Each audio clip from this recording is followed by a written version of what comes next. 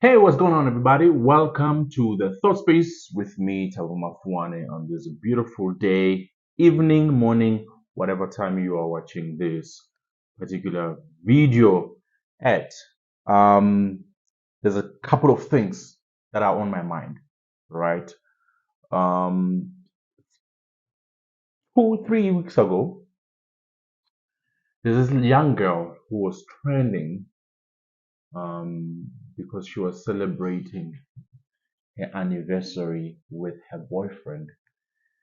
And in that celebration, she was given a gift, an iPhone 15, 14, something like that, from the boyfriend. That in its own tells you. So this girl is a school child. She's still in school. She was, taking a video of herself receiving this this cell phone, and then news just quickly came out that the person that she is in this relationship with is somewhere in his 40s. And and then this whole thing, became a buzz, and people were like, whoever this guy is must be arrested, because apparently he started this relationship with this young girl when she was about 16 years old. People do calculations and all those things, and as people were doing investigations and so forth, they found out that this guy is actually a pastor. Is a pastor, and I had to think a lot about these things, because one of the things that I do, one of the things that we've been speaking about in this particular channel is the responsibility of a parent. You cannot hand over your responsibility of being a parent to anyone else. It is your responsibility. You must parent your kids, and obviously it goes without question. Any man that sees a 16-year-old man, a young girl, as a girlfriend, to me, that's a pedophile. To me, that's a pedophile. That person must be put away. You can't look at a 16-year-old girl and see a woman. To me, that's just weird, and that person must be put away. But I want us to talk about a series of things that maybe most of us are not thinking about, um, in our society right now. As news came out, it was suggested then that the mother of the girl knew of the relationship. Because then my question was, as a parent, what do you say when you see your daughter who's still in school coming home with a cell phone that is worth 30,000 rands? As a parent, when you see your child coming home with a gift that was given to her, and this gift is way over 30,000 rands, what do you say as a parent? And then people would say, well, it appears that the girl is staying with her mother. Because another question that I asked was, where's the father? Where's the father of this child? And then, people now were giving suggestions and saying, the father is, we don't know where the father is, but what we know is that the mother is the primary caregiver of this child. And she is supportive of this relationship. And I was like, if that is true, both the pastor and the mother must be arrested, because the mother is What's that word? You are selling your own child. She's selling her own child.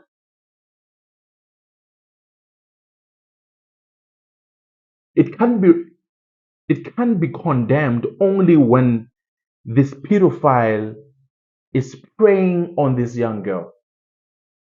And then I know there's a lot of people who say that these kids love things, these kids, buy a pop. But there's one thing that I want us to remember, that we are talking about a kid, a child, versus a full grown adult. And then there's two adults right now, and there is one child in the middle of this. One adult is a pedophile. Let's just call him as what it is. And the other adult, who's the mother, is a pimp, pimping her own daughter. Because there is no way that this child will have the confidence to even put it on social media when she's receiving a 30,000 gift. A parent will ask, who is this boyfriend that has the money to give you a gift that is worth more than what most adults are earning? Both the pedophile and the pimp must be arrested.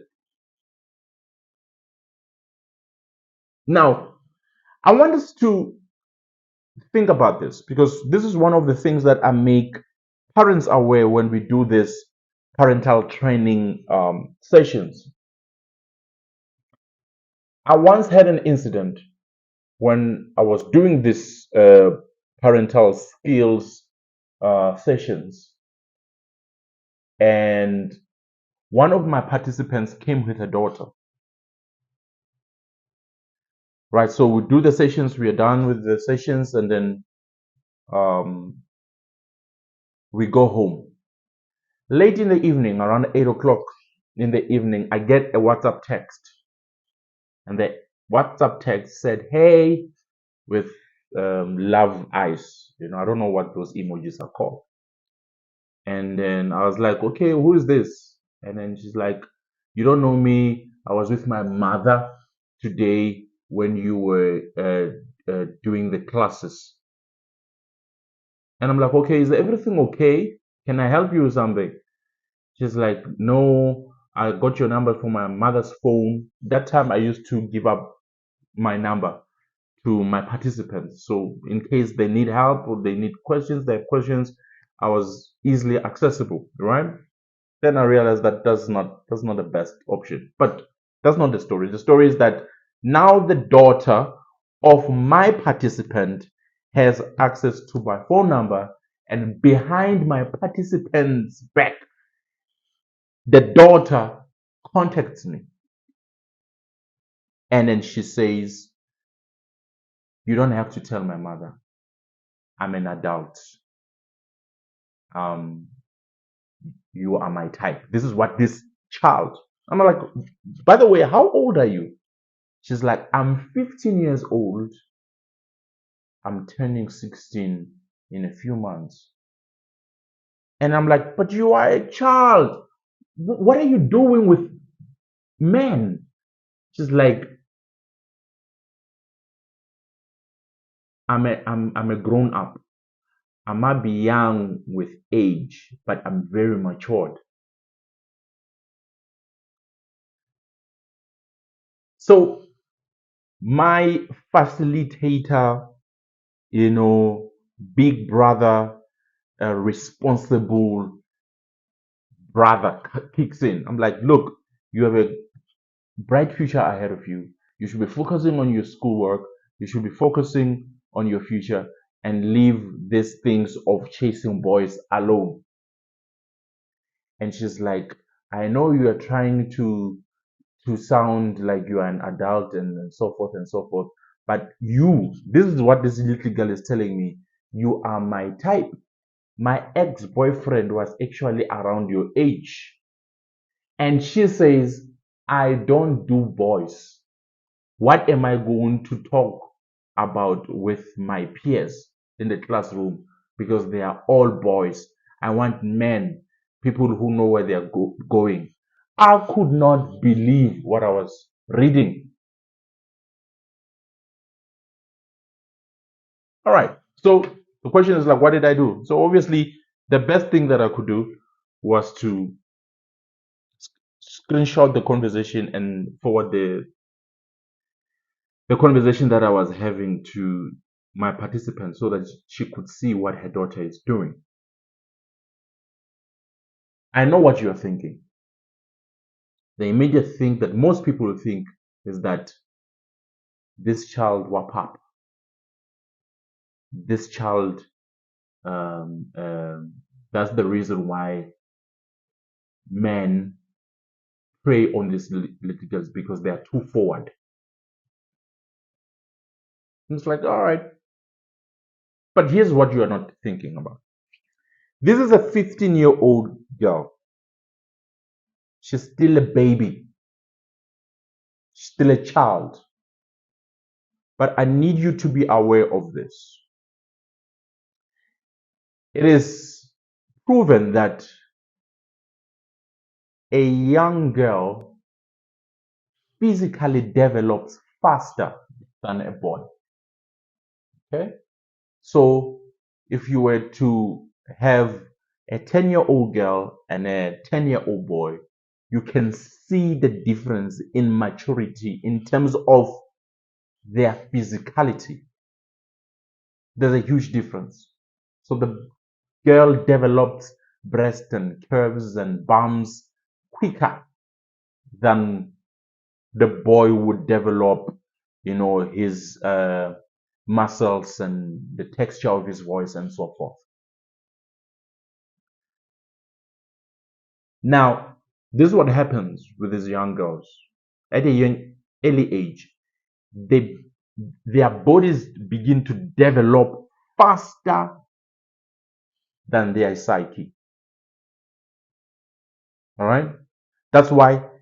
That's why parenting is critical in this stage. That's why you cannot neglect your child when they are in this stage. Because if you don't parent, they will seek for parenting, but they will seek for it in a different way. So now this child, the body has developed. I heard of her reasoning capacity. So her body is advanced, but she's still a child. Do you understand what I'm saying? She's still a child, but her body is that one of an adult. So if you nowadays, right now, if you go to the mall, and then you see a 16-year-old, some people would not tell the difference. Some of us will think that the 60-year-old, when she's working with her mother, we think that they are siblings. And it's actually a mother and daughter together. Some instances, some men will hit on the girl in front of the mother because they think these two people are friends. That's how these bodies of these young girls develop in this day and age. So here's a confusing thing that is happening. You as a parent, you look at your child, you see a child. But then this 16, 15-year-old, when she looks herself in the mirror, she sees an adult. Now, a child looking at herself in the mirror, seeing an adult. I want you to pause and really understand what I'm saying and understand just how confusing this thing is to a 16, to a 15, 16. Maybe we can go down to 14, even 13 years old. A young girl, a child, she looks herself in the mirror and she sees a body of an adult.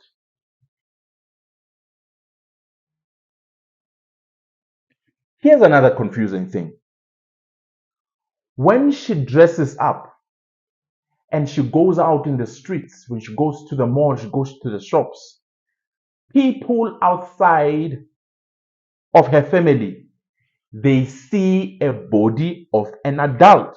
And if it is a body of an adult, most people will begin to address her like an adult.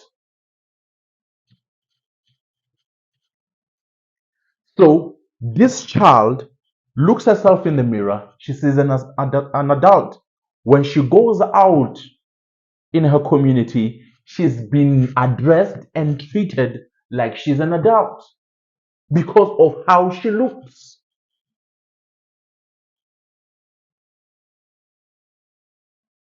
Now, another challenge is that her friends who are the same age group also see themselves as adults. So when two children who, when they look at themselves in the mirror and they see adults, they mingle together. They start convincing one another that they are adults. Last confusing thing. This child has this body of an adult. She begins to have sexual feelings or feelings that are supposed to be held by adults, feelings that are supposed to be felt by adults. But because now her body has developed far ahead of her age, the body begins to feel things that adults feel. This is a child feeling things that adults feel.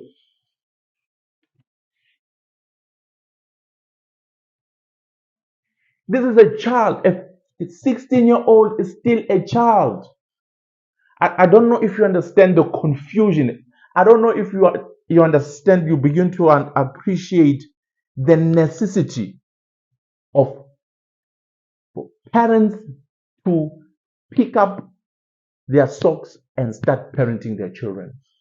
Because it's a very, very confusing stage that children in this age are facing.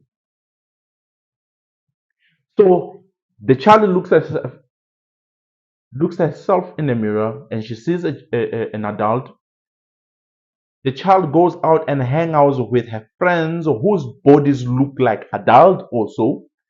And then because they look at themselves and they see adults, they start addressing and start talking to each other as though they are adults. On top of that, they are bodies. They are giving signals and feelings that are supposed to be felt by adults. Therefore, a 16-year-old concludes that she is an adult. That's what happened in that incident when I was telling you about this 15-year-old who is turning 16 in a few months. She looks herself in the mirror. She hangs around with friends. Everything around her confirms, even the boyfriend that she had at the time confirms that you might be 15, but everything about you says you are an adult. So it was okay for us to do adult things. So the only person that sees a child in this child is you, the parent. And then unfortunately, parents, when kids reach this early teenagehood stage, parents drop the ball because they expect this child to behave like an adult because this parent, when they look at her, it's like the way you are so grown, you should be reasoning like an adult. I hope this makes sense.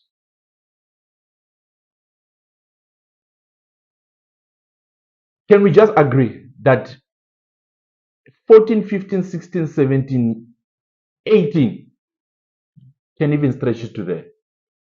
That's still a child. That's that's a child who is in dire need of being parented.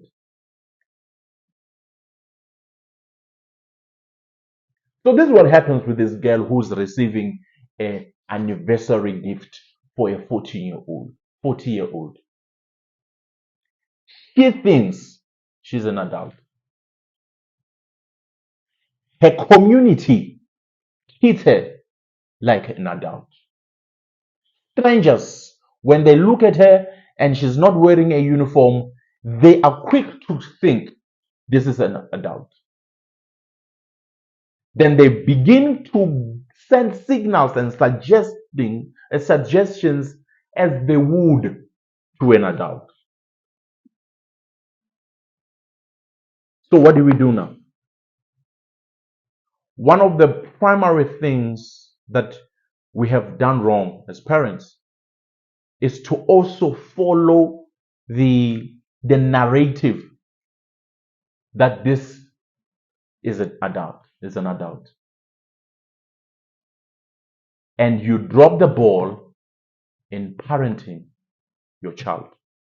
Because the bottom line is that this 16-year-old is a child. It's a baby who needs to be directed and led and parented into the right direction. It's just unfortunate that now we're living in a day where parents don't see a problem with pimping their own children.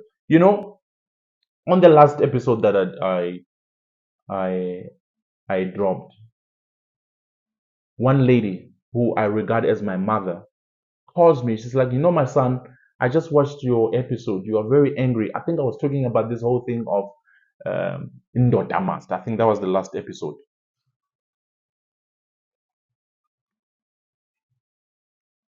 And I was saying, where is your father? And I kept on asking these questions like, where's your father? When you're busy demanding things from a boy, where's your father? And then this lady told me something very disturbing. And she says, you'll be surprised that there's a lot of mothers who are pushing their daughters to be taken care of by other boyfriends. When there is no food in the house, the mothers are the ones who say, how can we struggle like this? Where is your boyfriend?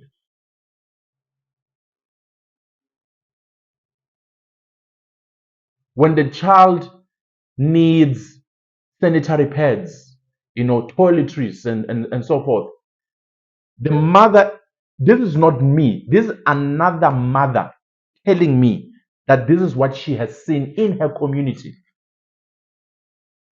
A mother of a young girl will tell the young girl, how could you struggle like this when you have what you have between your legs? So we have gotten to a point where mothers in our communities have become pimps. They are collaborating with pedophiles. This is the community that we're living in now. Single mothers are collaborating with pedophiles at the expense of these young girls.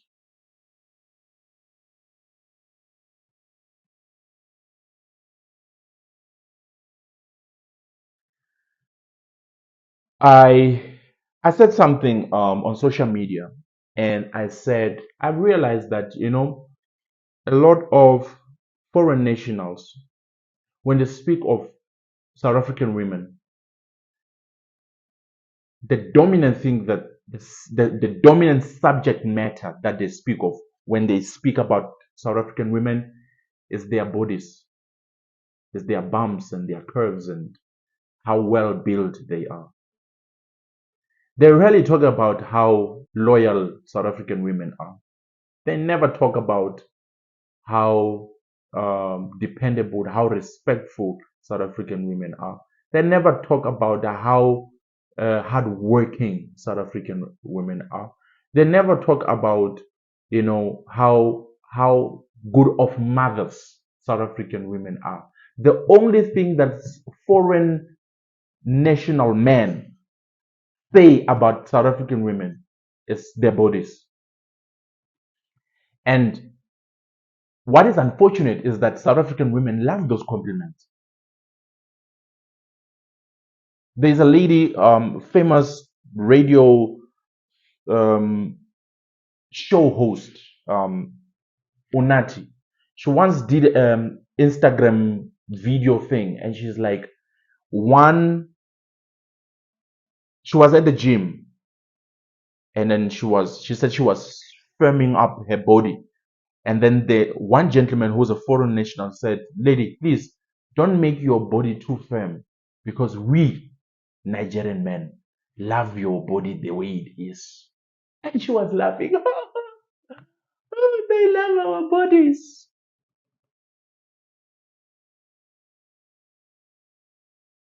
And that's what we are depositing to these young girls, to tell them that their value is in their appearance, is in their body. And then the whole world, the whole continent of Africa, sexualizes South African women. And South African women love it. And then we are surprised when we have young women like Cyan, what's her name? Cyan something, Cyan Bougie or something, something like that, where they earn a living by just showcasing their body. Their body is the greatest commodity, not their brain, not their intellect, their bodies. When I say Cyan, if her name is Cyan Bougie, you don't think of how smart she is. You don't think of how much of an intellectual she is. You don't think of how great a mother she is. You don't think of how business savvy she is.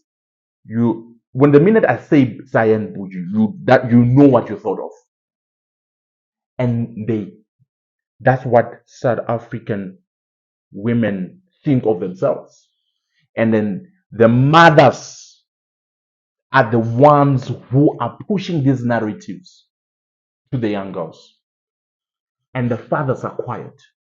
Nobody is innocent in this thing.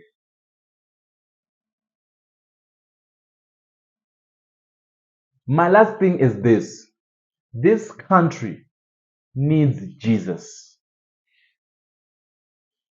I read somewhere that the the Roman Empire didn't collapse because of it was invaded, um, it was attacked by another country. It imploded because of sexual immorality. The level of immorality that was in Rome ate itself up until the dynasty collapsed. That is what is going to happen with South Africa if we don't do anything about this. When we don't take the responsibility, as parents, you don't take the responsibility to father and mother your own children. When we go back to a time where it really takes a village to raise a child, and you see a 16-year-old as a child, and if there is a pedophile that sees a child and they sexualize a child and they see a woman in a 16-year-old, the community must be up in arms, and that person must be taken out from the society and put away for a long time, if not for life. The future of this country is in serious trouble. The drug pandemic, the alcoholism that has snatched the lives of young people, the sexual immorality that has arrested the very fiber of young people. South Africa has no future. unless if we do something about it right now. And the top of what we need to do, we must submit ourselves and pray and turn from our wicked ways. And God in heaven will hear us. He will heal our land. He will hear our prayer and He will heal our land. Because right now, what we are doing as a country is called self-destruct. Because pastors are also, they're finding themselves in this whole mess. Parents who are supposed to be protecting their own children are also sending their own children to, they're perverting their own children. They are pimping their own children. Men that are supposed to be looking after and protecting our children, they see children as sexual objects. This is what this country has come to be. Only God, only Jesus can save us. I really hope you think about this. I really hope that you decide to make a change. Because if we don't, South Africa has no future. Thank you so much for being with me. Thank you so much for being part of this. Until next time, peace.